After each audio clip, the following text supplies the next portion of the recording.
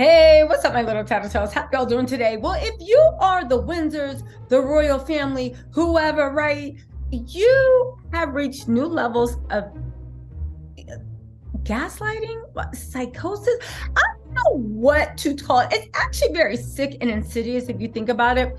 But the royal family has seen the trailer for part 2 of Harry and Meghan, like we all did. I'm up to episode 2, right? They're not quick watches, but it's a really good show. They're defining who they are and telling their love story. But like the trailer promised us, remember they were showing their love story, and then the evil villain music came on, and it kept Kate looking like this, right? Yeah, well, guess what?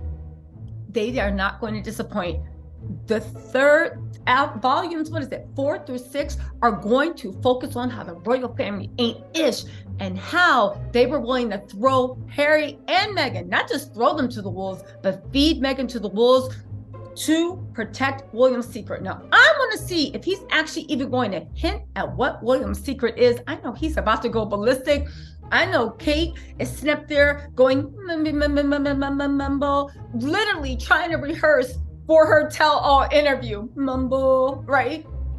But this is what I want to know, because at this point, do they still think, does the royal family still think they're in 1902, where there were no TV and the newspapers, you controlled all of them? Because they have the nerve to say that the Netflix series could lead to violence against the Windsors. I don't know what goes on in Saltine Island. I take that back. I do. A bunch of institutionalized racism. We know that the girl from Sister Spaces, Ngozi, excuse me if I'm not pronouncing her name correctly, had to shut down her charity because they decided that even though she was the victim of a racist confrontation in the bosom of the British Empire, people decide to go online and attack her, and troll. Of course, the royals said nothing, because that's what they do. That's what, every time they're accused of racism, they say, how dare you say I'm racist? I think you're racist for saying that. Because apparently in the UK, racism doesn't mean systematic and structural racism. It means anybody that speaks against you. They're letting her be eaten by wolves. But there is a new level of just what the effery. The fact that they are sitting there now taking Harry and Meghan's talking points and grievances and then putting them on. The same way they said Kate made Meghan cry, and then Kate took that whole story and put it on like a cloak in order to make herself the victim, even though she is the villain. Is the same thing the royal family does. You guys, they are psychotic. Whoever is running their press conferences, it's psychotic. But more than psychotic, in 2022, it's stupid. It's stupid. It's stupid. We have Netflix. We have Instagram. We have Twitter. You guys are literally on a failing, you guys are a failed, and I'm talking about like the government. You are a failed nation state that is literally trying to find money to heat the homes of people, food banks, natural resources, everything. There is a labor shortage because those idiots closed the borders, because they somehow thought that when they kicked out all the working people, it will make things better. There's a lot I can say on why the UK is failing, but it seems like the more they fail, the more the Tories have convinced the public that they need the royal family. Why? Because the royal family is a distraction. Don't worry about the fact that people are literally having serious conversations about outside coats and inside coats. Don't worry about the fact that there is a such thing now called heat banks, where people that cannot afford to heat their homes can come to a local library or some public space and stay warm until it's time to go home again and freeze to death. They think that the royal family is going to be like this glittery jewel that distracts people from the fact that their average standard of living has gone down, and the cost of living in the last year has increased by at least 20%. And this is on top of the fact that any economist will tell you that the average savings of an average American is around $5,000, which is small, but the average savings of the average British person is about $500, okay? You take the bulk of your society is living right on the edge, and you increase cost of living by 30%, and the standards of living have gone down. There is a 3-hour wait for ambulances, a 5-hour wait in the emergency rooms, and you have to wait months to see your doctor, okay? And this isn't about whether America's better or worse. This is about what's happening right now in the UK. And the Tories have some, and the newspapers are trying to convince the public, look over there, shiny pomp and circumstance. And while we're at it, Meghan's a B, Harry's a B, he's a traitor. They're literally trying to convince people to ignore the poverty that the whole nation is slipping into by looking at William, Kate, Camilla, and Charles wear $1 million tiaras and all this regalia, even though none of them have served a day in the armed forces. All this regalia, while you're sitting there and you have to be in a heat bank, and the cost of fuel has increased, the cost of heat has extended 50%. This is what you guys think is going to work? And you guys are so intent on pushing that narrative and stoking hate to keep people warm that you are now, like psychopaths, taking people's legitimate grievances that the whole world has said, yeah, Meghan and Harry have a point. You guys treated them horrible. You guys are racist. Harry and Meghan got an award for fighting racism. And the only racism they fought was separating themselves from the royal family and speaking out against the horrible things. You guys are the villain. I'm speaking to the royal family. They are the actual villain. And what do? They just gaslight. And they somehow think by gaslighting a whole nation that the nation is going to ignore the fact that they're slipping into poverty. When has that ever worked in the history of anything? This is why every revolution has happened. This is why social unrest has happened, because you see the haves, right? You see the haves literally coming and talking, giving lip service to the have-nots, but not contributing in any way to the quality of their life. You guys, this is not going to end well for the UK, and it's not going to end well for the royal family. For God's sakes, Kate showed up at a food bank with nothing and said, and listened to people crying about their lives and did nothing, didn't offer a scholarship, didn't offer a hut, nothing. Just sit there and said, well, I'm off, because that's enough, right? That's enough. By Kate going to the food bank, that lets other working people know this is important. And other working people should be the ones to sacrifice their hard-earned money so that Kate and them can keep theirs. You guys, this is not going to end well, but I'm telling you that the fact that this is their game plan, the fact that they are such psychopaths, they did this with Diana. Remember? Diana was mentally ill, unstable, having nervous breakdowns. Harry, mentally unwell, ill, unstable, having nervous breakdowns. This is a tale as it all the time, and they keep going to the same playbook. And it worked for 40 years. But there has been new technologies and new ways of communicating since the last time they tried to destroy people, and they won't catch up. But I guess that's good for Harry and Meghan.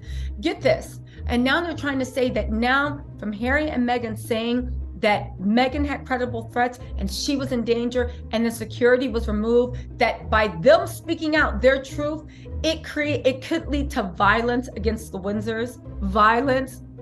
Man, if you want violence, you need, that's all I'm saying. If they're really worried about that, which they're not, but let's just say they are, do you think you might want to push up security? Because Charles was this is the second time he's had eggs thrown at him. Anyway, it's ridiculous. Like, anyway, what's the violence going to be? Somebody pulls Kate's wiglet off. Anyway, now let's listen to this. Harry and Meghan's Netflix documentary is putting the royal family at risk from extremists, the former head of royalty protection has warned. Harry and Meghan have extremists. Now Sussex Squad, which literally bands together on Twitter and can't even be bothered to even go to any of the royal outings to heckle them, is now going to what?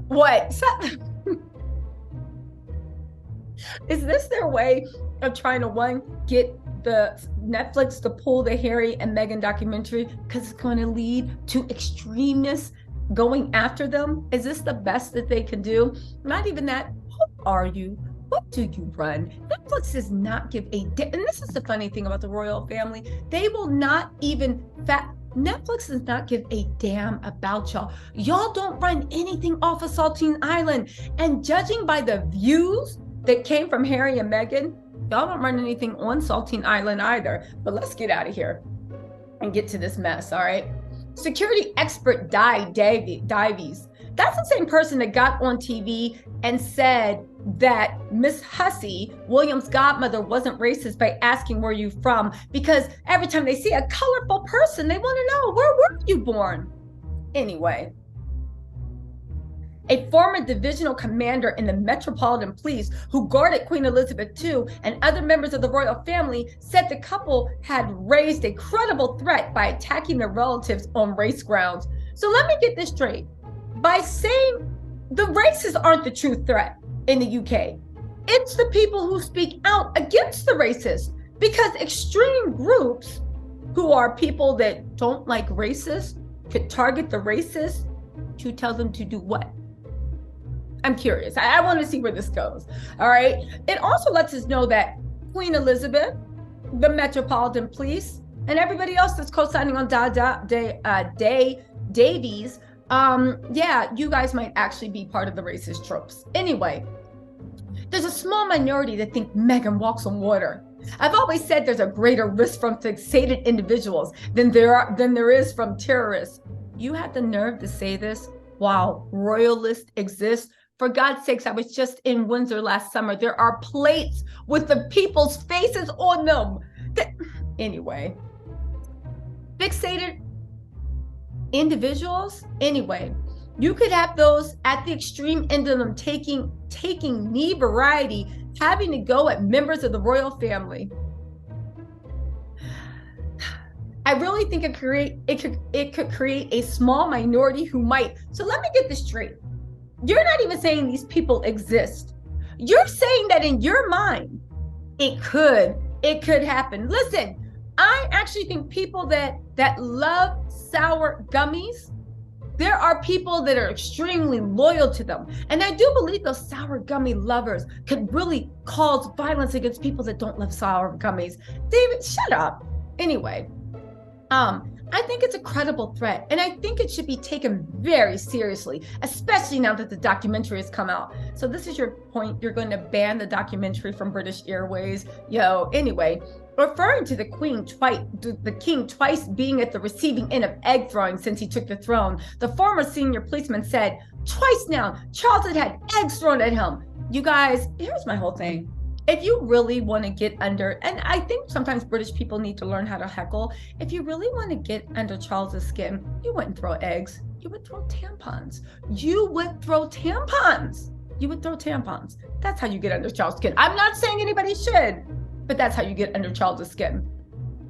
I was surprised the first time at the slowness of the reaction. I think it's a real possibility that they do face these sorts of incidents, especially as the king and queen consort and the prince and princess of Wales are in such close contact with the public. Listen, I'll be real with you.